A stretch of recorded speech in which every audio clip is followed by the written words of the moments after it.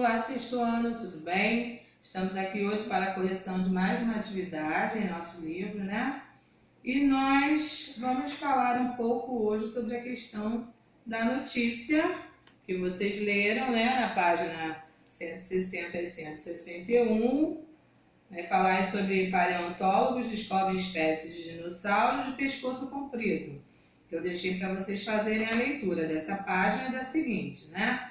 É uma notícia, que é um gênero textual que geralmente predomina o relato. Então, na notícia são relatados acontecimentos e informações, que podem ser o quê? Informações e relatos recentes, né, ou atuais, do dia a dia. Os próprios veículos selecionam o que será noticiado, de acordo com seus interesses, né, isso, sua linha editorial. Ou seja, para facilitar a leitura de uma notícia, nós tivemos que o quê? Não só a leitura, né, mas a compreensão também, a notícia precisa ser o mais direta e clara possível, né? Tem que ser bem direta e clara, ou seja, nós vemos aí, temos os parágrafos, né, que tem a função de resumir o assunto, ressaltar o fato mais importante e despertar a curiosidade do leitor. Então nós temos aí esse parágrafo inicial, o lead, que nós vemos o quê? Quem, o que, quando, como, onde, por quê. Né? Então, vocês leram aí na página 160 e 161 sobre essa notícia que paleontólogos descobrem espécies de dinossauros de pescoço comprido. Né? Então nós temos essa notícia aí que vocês leram. Os dinossauros, né, os saurópodes, que eram quadrúpedes e possuíam um corpo enorme, com um pescoço muito longo que terminava em uma cabeça bem pequenina. Quem gosta aí desses filmes que falam sobre dinossauros, sempre vem aí a questão dos saurópodes, né, desse dinossauro saurópode. A cauda também é muito comprida, tem aí a foto na notícia, e uma longa unha, né, nas patas, ele tem unhas bem grandes. Eram as armas de defesa, no caso desses dinossauros, né?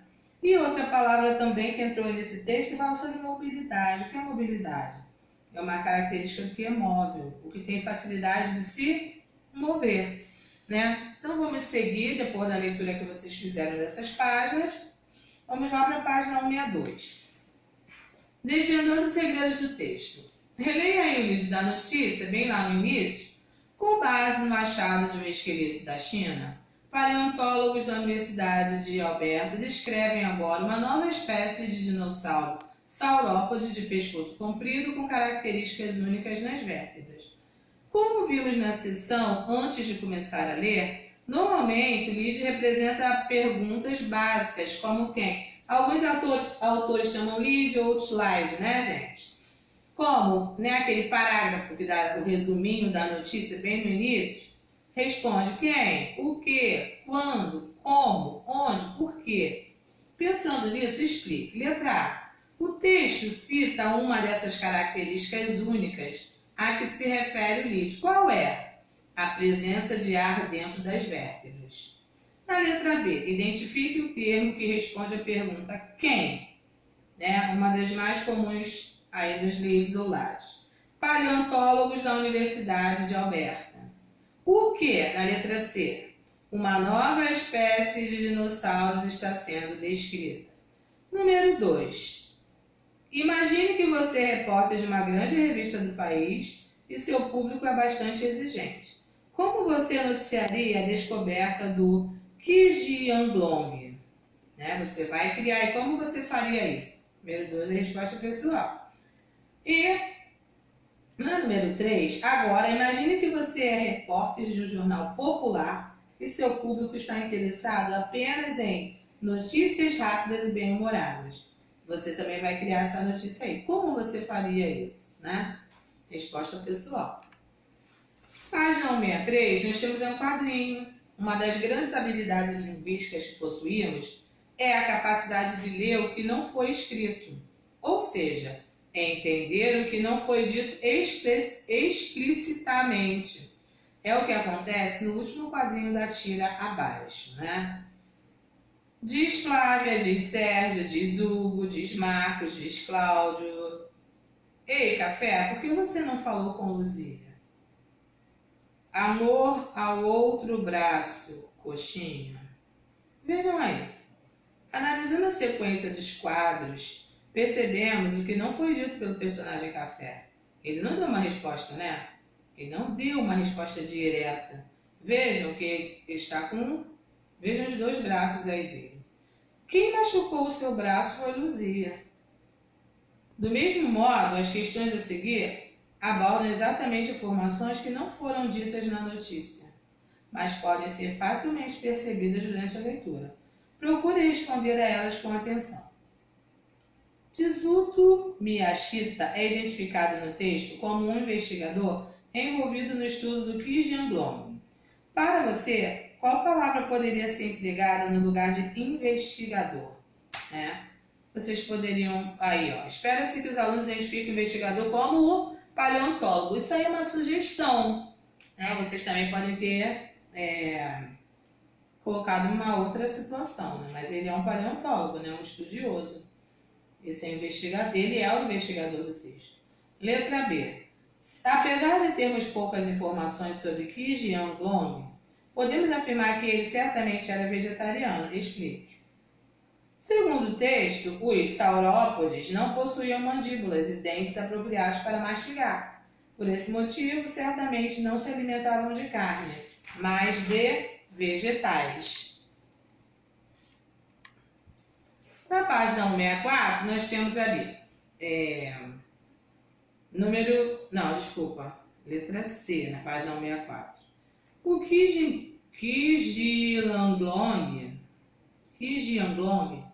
possuía um pescoço muito longo. É correto pensar que ele possivelmente utilizava para se defender de outros dinossauros que o atacavam pelos lados? Explique. Não. Como este dinossauro possuía um pescoço muito duro, com maior mobilidade na vertical do que na horizontal, ele não o utilizava para realizar movimentos bruscos e fortes lateralmente. Vamos lembrar um minutinho aqui sobre a linguagem formal e informal. Como vimos no capítulo 1, né? No capítulo 1, é muito importante as pessoas saberem se expressar de acordo com a situação comunicativa. Ou seja, é preciso estarmos atentos ao contexto de uso da língua para nos expressarmos de maneira adequada, formal ou informal. Essa regra serve para todos os textos. Assim, em um texto expositivo de livro didático, o mais adequado é usar a linguagem de maneira formal, pois o objetivo principal é passar informações para o leitor de forma clara e objetiva. Já nos infográficos que nós vimos também, aqueles gráficos, as informações que constam nos gráficos, e nas notícias, a opção pela formalidade ou informalidade depende da linha editorial e do público-alvo do veículo de comunicação que publicará o texto, né? Uma notícia que for falar sobre algo relativo a adolescente, não vai usar uma linguagem tão formal assim, vai tentar aproximar a linguagem ao público, ao mundo do adolescente, né? Número 5. Jornais impressos e revistas normalmente são divididos em seções, nas quais publicamos textos que se relacionam. Assim, na seção de arte, por exemplo, são publicadas notícias com tema artístico, como filmes, peças de teatro, música, etc. Pensando nisso, identifique nas seções apresentadas abaixo aquela em que a notícia estudada, sobre o dinossauro pode ser encaixada. Letra A. Notícia paleontólogos descrevem 9 espécies de dinossauros. De pescoço comprido, está escrita de maneira formal ou informal? Está escrita de maneira formal, né? 6. Com suas palavras, explique qual é o público-alvo dessa notícia. Essa é a resposta pessoal, mas vocês têm que entender o quê? Que no caso dessa notícia, essa notícia foi feita para pessoas interessadas em descobertas científicas em geral, né? Que possuem conhecimento técnico para isso. Nem todo mundo vai está interessado em falar sobre dinossauro, mas existem pessoas que adoram esse assunto, né? Chegando na página 165, nós temos aí, ó. De quem é a declaração feita neste trecho? Do investigador Tetsuto Miyashita. Na letra B, essa declaração é feita utilizando discurso direto ou indireto. Discurso direto, né? Olha a presença do travessão aí e das aspas, né? A fala dele, diretamente. Como ele está falando do dinossauro. Discurso direto. Essa declaração da mais